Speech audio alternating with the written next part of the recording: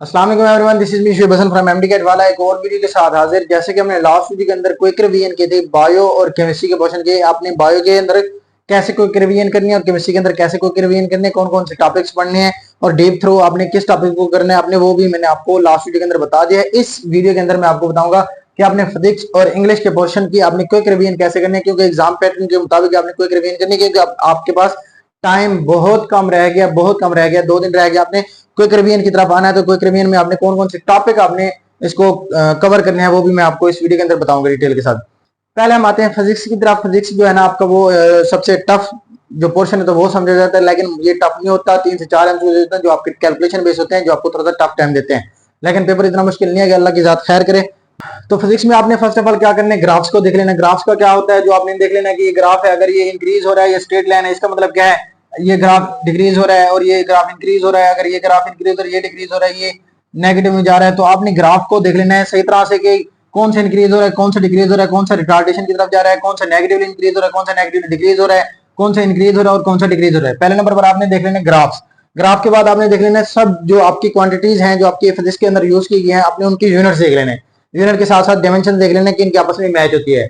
और इसके बाद जो आपने देख लेना वो मोस्टली आता है आपकी trigonometric ratio. Trigonometric ratio sine 30 हो गया, साइन 60 हो गया, साइन 45 हो गया, साइन 90 हो गया, इसकी वैल्यू कितनी होती है और कॉस की वैल्यू क्या होती है और टेन की वैल्यू क्या होती है। और इस तरह आपने देख लेना जो आपके फिजिक्स है वो इसके इधर 0 360 इधर एंगल होता है, इधर 90 होता है, इधर 180 जो होता है और ये 270 होता है। ये एक दूसरे के पैरेलल होते हैं और ये एक दूसरे के पैरेलल होते हैं। अगर आपको किसी का जवाब 90 बनता है, 90 अगर नहीं देगा तो 270 उसका आंसर होगा।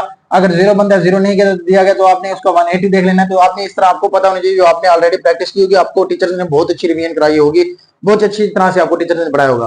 पहले आपने क्या देख लेना है, इसी तरह ग्राफ देख लेना है और इसकी तरह साथ साथ आपने यूनिट्स, डायमेंशन और इसके बाद आपने क्या देख लेना है, ट्रिग्नोमेट्रिक रेशियो। ट्रिग्नोमेट्रिक रेशियो के बाद आपको ये चीज पता होनी चाहिए कि अगर एक क्वांटिटी बढ़ रही है तो दूसरी क्वांटिटी पर क्या फर्क पड़ेगा, अगर एक डिक्रीज हो रही है तो दूसरी पे क्या फर्क पड़ेगा, अगर कोई क्वांटिटी है वो 2 टाइम्स इंक्रीज हो रही है तो दूसरी क्वांटिटी कितनी डिक्रीज होगी या इंक्रीज होगी। ये भी चीजें आपने रिलेशन जो है ना आपको फार्मूला जब पता होगी तो आप इसको निकाल सकेंगे। फार्मूला शीट आपके पास होगी, फार्मूला शीट के मुताबिक आपने देख लेना है कि वर्क के फार्मूला कहाँ यूज होता है, एनर्जी का यूज कहाँ होता है। इसी तरह बहुत सारे फार्मूला हैं जो आपने ऑलरेडी फार्मूला शीट बनाई हुई होगी। और इसके साथ साथ मैं आपको बताऊं कि आपका जो पहला यूनिट है वो है फिजिक्स का, वो है force and motion. Force and motion में से जो मोस्टली वो क्वेश्चन पिक करता है वो होता है आपके एवरेज वेलोसिटीज में से। एवरेज वेलोसिटीज में से जो होता है वो कभी टाइम सेम कर देता है, कभी डिस्टेंस सेम कर देता है और कभी कभार वो आपका एक्सेलरेशन सेम कर देता है। इसी तरह कभी आपका डिस्टेंस सेम कर देता है, डिस्प्लेसमेंट सेम कर देता है। तो आपने ये क्वेश्चन जो है ना आपने पहले इनको गो थ्रू कर लेना है अपने फार्मूला शीट के थ्रू। आपने क्वेश्चन जब पढ़ेंगे तो आपको उस वक्त पता लग जाएगा। इसके बाद जो आपने आना है वो है आपका, इसमें से मोस्ट इंपोर्टेंट टॉपिक है वो आपका प्रोजेक्टाइल मोशन। प्रोजेक्टाइल मोशन बहुत इंपॉर्टेंट टॉपिक है। आपने टाइम ऑफ फ्लाइट देखना है किस एंगल पर मैक्सिमम होती है, हाफ मैक्सिमम किस एंगल पर होती है, इसी तरह हाइट ऑफ प्रोजेक्टाइल किस एंगल पर मैक्सिमम होती है, height of projectile half of maximum किस एंगल पर होती है, टाइम ऑफ फ्लाइट होगी, रेंज ऑफ फ्लाइट होगी और रेंज के अंदर जो साइन 2 थीटा होता है वो किसके बराबर होता है, 2 साइन थीटा cos थीटा के बराबर होता है। ये भी आपको पता होना चाहिए, 2 साइन थीटा cos थीटा। मैं क्विक रिवीजन आपको हल्की फुल्की बता रहा हूँ कि आपने ये भी देख लेनी है। और आपने रेंज हो गया, हाइट हो गया और टाइम ऑफ फ्लाइट हो गया, किस एंगल पर मैक्सिमम और किस एंगल पर हाफ ऑफ मैक्सिमम होती है। अगर वो फार्मूले के मुताबिक हर जगह चेंज होते रहते हैं कि किसकी वैल्यू कहाँ है। और इसके अंदर जो रेंज होता है वो 2 एंगल के सामने होने पर ये भी आपको पता होना चाहिए इक्वल होती है। और इसके साथ जो आपका इसमें से एमसीक्यू आता है वो है आपका elastic collision in one dimension. Elastic collision on one dimension में से मोस्टली जो क्वेश्चन आता है वो होता है आपके एनर्जी कंजर्व किसमें होगी, परफेक्ट इलास्टिक कोलिजन होगी, इम्परफेक्ट इलास्टिक कोलिजन होगी। इलास्टिक कोलिजन में से आपके वो जो 4 केस दिए आपने वो भी देख लेने हैं। इसके बाद जो दूसरा चैप्टर है वो है आपका work energy and power. Work energy और पावर में से आपका जो वर्क वाला फार्मूला है W is T cos theta, वो इसमें से अगर क्वेश्चन पिक भी करता है तो आपको कहता है कि हाफ ऑफ वर्क मैक्सिमम किस एंगल पर होगा।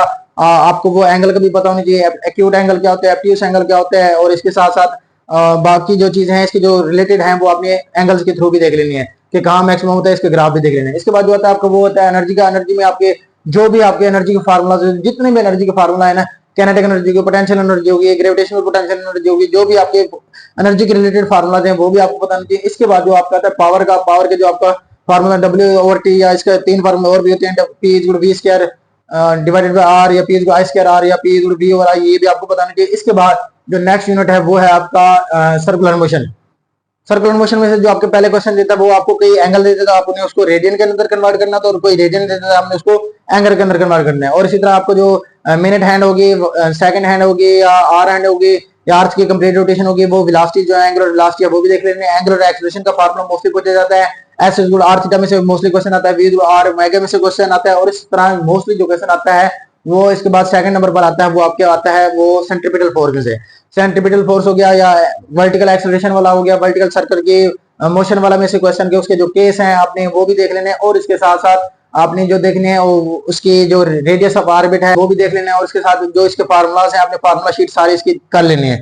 इसके बाद जो नेक्स्ट यूनिट है वो है आपका वेव्स वाले चैप्टर में से आपके जो मोस्टली क्वेश्चन आते हैं वो आते हैं पहले सिंपल हार्मोनिक मोशन में से। सिंपल हार्मोनिक मोशन के अंदर स्प्रिंग कांस्टेंट हो गया, स्प्रिंग वाले जो हो गया केस, और इस तरह आपके सिंपल पेंडुलम वाला केस हो गया, और इसके अंदर आपका आता है इंटर कन्वर्जन वाला, सॉरी आपका जो वर्क एनर्जी वाला है ना, उधर आपके एक इंटर कन्वर्जन भी होता है और वर्क एनर्जी प्रिंसिपल भी होता है, आपने वो भी अच्छी तरह से देख लेना है।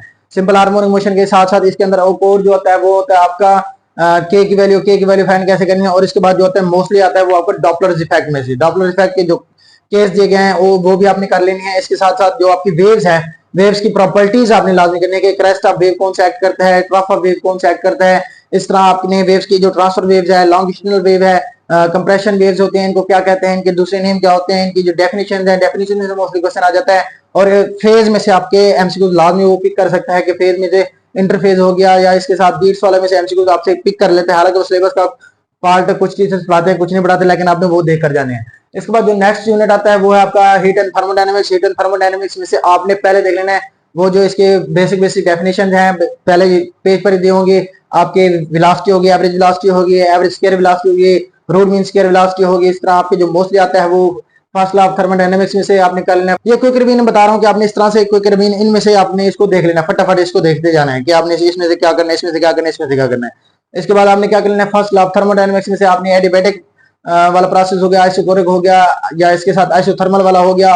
फर्स्ट लॉ ऑफ थर्मोडायनेमिक्स में दूसरा जो इसके केस है एडियाबैटिक एक्सपेंशन है, या इस तरह कंप्रेशन है, या इसके साथ साथ आपका मोस्टली जो क्वेश्चन आता है वो गैमा की वैल्यू पूछ लेता है, सीपी में सीवी आर वाले में से क्वेश्चन पूछ लेता है। और इसके साथ साथ जो मोनो एटॉमिक गैसेस होते हैं उनकी वैल्यू क्या आती है, डाई एटॉमिक गैसेस की वैल्यू क्या आती है, और पॉली एटॉमिक गैसेस की वैल्यू क्या होती है, वो भी आपने देखने। हीट एंड थर्मोडायनेमिक्स से मोस्टली क्वेश्चन इधर से ही आता है, लेकिन आपने लेकिन इधर आपने कुछ इंजन की जो वैल्यू है स्पेसिफिक आपने वो भी देख लेने हैं। इसके बाद हम चलते हैं जो सेकंडरी हमारी वो है इलेक्ट्रोस्टैटिक। इलेक्ट्रोस्टैटिक में से जो हमारे चैप्टर है उसमें से मोस्टली जो क्वेश्चन आता है वो आता है आपके क्या कहते हैं उसके कोलम्स फोर्स। कोलम्स फोर्स में से एमसीक्यूज कम आते हैं, लेकिन जो क्वेश्चन आता है वो आता है आपके मोस्टली इलेक्ट्रिक फोर्स है, electric force, electric field intensity. इसी तरह आपका इलेक्ट्रिक फील्ड इंटेंसिटी के साथ आपका जो नल पॉइंट हो गया, जीरो पॉइंट हो गया, उसमें से मोस्टली क्वेश्चन आ जाता है। उसके जो केस हैं कि वो केस भी आपने देख लेने। नल पॉइंट जो दो चार्ज इधर जा रहे हैं आपस में आ रहे हैं तो उनका नल पॉइंट पर क्या वैल्यू होगी, पी पॉइंट जो होता है, या नल पॉइंट जो भी आप उसे कहते हैं, या जीरो पॉइंट जो भी आप उसे कहते हैं, उसकी वैल्यू भी आ जाती है। इसके बाद जो नेक्स्ट इसमें से मोस्टली क्वेश्चन आता है जिसपे अभी नाम का भी पेपर में से एमसीक्यू है वो है आपका कैपेसिटर। कैपेसिटर के आपके फार्मूला पता होना चाहिए, कैपेसिटर के डिफरेंट फार्मूलाज क्या होते हैं, कैपेसिटर एनर्जी का क्या फार्मूला होता है, और इसी तरह अगर एक फैक्टर बढ़ है दूसरे पर क्या होगा, सी जुड़ क्यू और वी जो है इस फार्मूले के अंदर, या सी जुड़ A epsilon not over D के अंदर इस फार्मूले के अंदर, या एनर्जी का इसके अंदर जो फार्मूला है इसके पैरेलल कॉम्बिनेशन होंगे, पैरेलल कॉम्बिनेशन का आपने इसको शॉर्टकट भी आपको पता होंगे, सीरीज कॉम्बिनेशन के भी आपको शॉर्टकट पता होंगे। ये सारा ना आपको इस तरह कोई रिवीजन कर लेने जल्दी से। और उसके बाद जो आपका दूसरा चैप्टर स्टार्ट हो जाएगा वो होगा आपका करंट इलेक्ट्रिसिटी। करंट इलेक्ट्रिसिटी से मोस्टली जो क्वेश्चन आता है ओहम्स लॉ में से आता है। अब इसी तरह जो लास्ट ईयर शेड्यूल भुट्टो का पेपर होता है उसके अंदर ओहम्स लॉ के बेसिक डेफिनेशन दी हुई थी।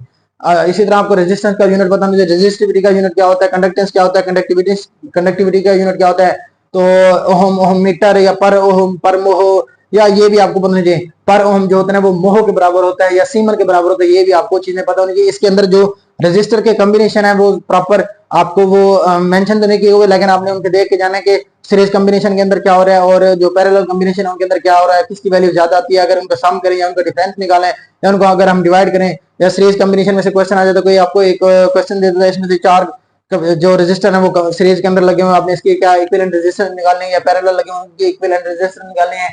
इसके बाद जो नेक्स्ट यूनिट स्टार्ट होती है वो होता है आपका इलेक्ट्रोमैग्नेटिज्म। इलेक्ट्रोमैग्नेटिज्म में से मोस्टली जो क्वेश्चन आता है वो आपके लॉरेंट्ज फोर्स हो गया, या इलेक्ट्रोमैग्नेटिज्म के अंदर वो राइट हैंड रूल हो गया कि आपने इसको कैसे ग्रैस्प करना है, थंब क्या इंडिकेट करता है, आपके फिंगर्स कर्ल फिंगर्स क्या इंडिकेट करते हैं, ये जो आपकी पाम होती है ये क्या इंडिकेट करती है। जो इलेक्ट्रोमैग्नेटिज्म और इलेक्ट्रोमैग्नेटिक इंडक्शन इसमें से मोस्टली सेम ही क्वेश्चन आते हैं कि आपकी एफ इज क्यू वी भी हो गया, एफ इज आई एल भी हो गया, ट्रांसफार्मर वाला इसमें से टॉपिक आता है, आपके एसी जनरेटर वाला टॉपिक हो गया, या मोशनल ईएमएफ हो गया। तो आपने ये भी सारा इलेक्ट्रोमैग्नेटिज्म और इलेक्ट्रोमैग्नेटिक इंडक्शन इस तरह कर लेना है। इसके बाद जो इलेक्ट्रॉनिक्स वाले में से मोस्टली जो क्वेश्चन आता है वो आपका आता है रेक्टिफिकेशन में से। रेक्टिफिकेशन के अंदर आपसे पूछ कि हाफ वेव रेक्टिफिकेशन के अंदर कितने डायोड यूज होते हैं या फुल वेव के अंदर कितने डायोड यूज होते हैं। इसी तरह जो रेक्टिफायर होता है हम इसको किस तरह यूटिलाइज करते हैं। कोई आपको रेक्टिफायर आपको कम्बिनेशन उनको बना देता है, इसमें से आपने इक्विवेलेंट इसका निकालना है या आपने इसकी जो पोटेंशियल है वो 0.7 किसको दे।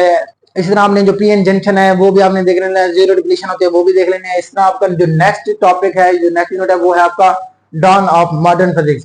डॉन ऑफ मॉडर्न फिजिक्स के अंदर जो मोस्टली क्वेश्चन आते हैं वो आपके आते हैं, जो डॉन ऑफ मॉडर्न फिजिक्स है इसमें से आपके जो मोस्टली क्वेश्चन आते हैं वो आपके स्पेक्ट्रम में से आ जाते हैं, या इस तरह आपका पेयर प्रोडक्शन हो गया या कॉम्पटन इफेक्ट हो गया या इस तरह फोटो इफेक्ट हो गया या इसी तरह आपके पेयर प्रोडक्शन वाला, या इसके साथ साथ आपके जो थ्रेशोल्ड फ्रीक्वेंसी होती है उनके ग्राफ दिए हुए हैं वहां से भी आपने कुछ रीड आउट कर लेना है। इसके बाद जो आपके बेसिक टॉपिक्स हैं, बेसिक डेफिनेशन है वो भी आपने निकाल लेने हैं। इसके बाद जो एटॉमिक स्पेक्ट्रा है, एटॉमिक स्पेक्ट्रा की आपने क्विक रिवीजन कैसे करने वो आप नोट कर लें। एटॉमिक स्पेक्ट्रा के अंदर आपको जो स्पेक्ट्रा है आपने इस तरह आपकी लाइमन सीरीज होगी, बाल्मर सीरीज होगी या इस तरह प्रीफंड सीरीज होगी या पार्सन सीरीज होगी या ब्रैकेट सीरीज होगी, ये किसके अंदर लाइज करते हैं, इनकी मिनिमम वेवलेंथ क्या होती है, इनकी मैक्सिमम वेवलेंथ क्या होती है, इनकी ये ट्रांसमिशन जो होती है या इनकी ट्रांजिशन जो होती है वो किस शैल से होती है आपने ये भी देख लेना है। और इसके साथ साथ आपने इनकी जो इनका रीजन होता है आपने वो देखना है कि इधर ये अल्ट्रावायलेट में होता है या विजिबल में होता है या इंफ्रारेड में होता है। और इसके बाद जो आपका नेक्स्ट यूनिट लास्ट यूनिट है फिजिक्स का वो है आपका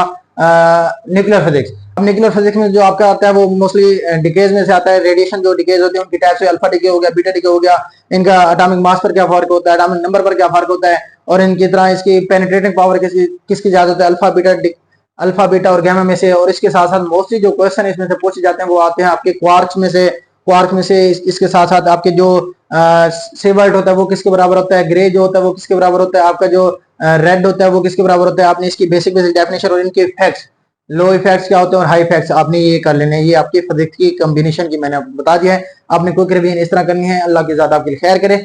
अब हम आते हैं इंग्लिश के पोर्शन की तरफ। इंग्लिश के पोर्शन की तरफ जो आपने एनालिसिस किया है वो मोस्टली क्वेश्चन आते हैं आपके आते हैं वो है सब्जेक्ट वर्ब एग्रीमेंट हो गया पहले नंबर पर, नंबर 2 हो गया वो आपका हो गया वर्ब में से, नंबर 3 हो गया आपके कंडीशनल सेंटेंस, नंबर 4 हो गया आपके टेंस, नंबर 5 हो गया आपके जो वर्ब की टाइप्स हैं।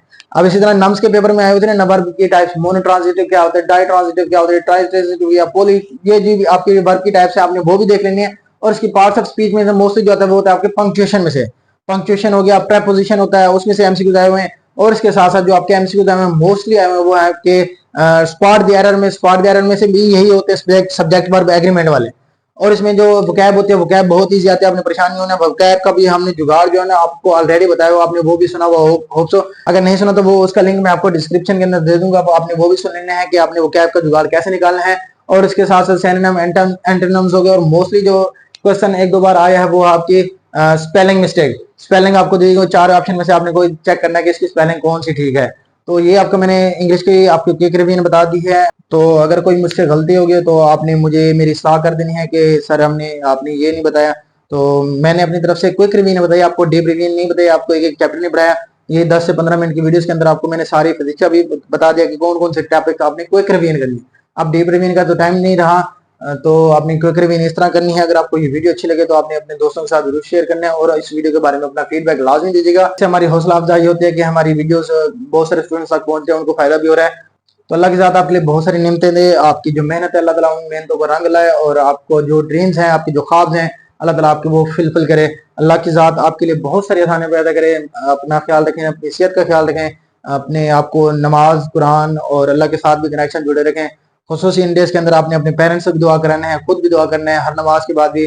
तो अल्लाह की ज़ात आपके लिए बेहतर करे, आसानियाँ पैदा करें, खुराक का ख्याल करें, सेहत का ख्याल रखें, नींद का जो साइकिल है वो भी अपने पूरे रखें, 6 से 7 घंटे जो सो रहे हैं उसको भी पूरा करें। क्विक रिवीजन जल्द से जल्द कंप्लीट करें। और अगर आपका इसके अलावा कोई क्वेश्चन है तो आप हमें कमेंट करके बता दीजिएगा। मिलते हैं नेक्स्ट वीडियो में। अल्लाह हाफिज़।